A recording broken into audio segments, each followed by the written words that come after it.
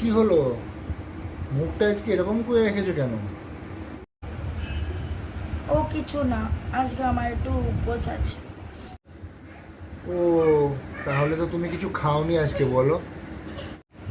না, অল্প স্বল্প কিছু খেয়েছি। ও, কি খেয়েছো? আপেল, ও, আচ্ছা। লেবু ও, আচ্ছা। আর কলা, সাবুর খিচুড়ি আর হিঙ্গের কচুরি, লুচি, মিষ্টি, ছাতুর শরবত।